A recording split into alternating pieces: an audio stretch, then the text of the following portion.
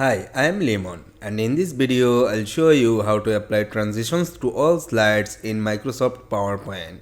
Now let's get started. First, go ahead and open your PowerPoint presentation.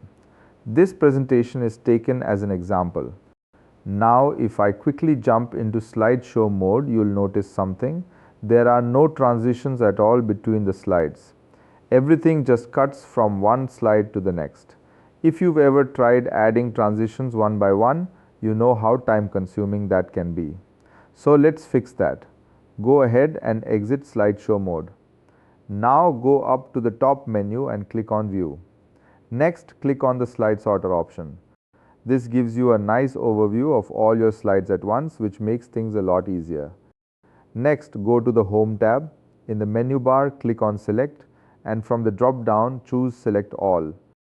Now every slide in your presentation is selected. Take a second here, make sure they're all highlighted. Now go up to the Transitions tab. Here you'll see different transition effects you can choose from.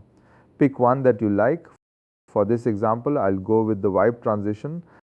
As soon as you click it, the transition is applied to all selected slides at once. Now let's check it. Go back into slideshow mode, and now you'll see a smooth transition between every single slide. Here you can see that the transition effect is applied to all the slides. And that's the easiest way to apply transitions to all slides in PowerPoint without doing it one by one.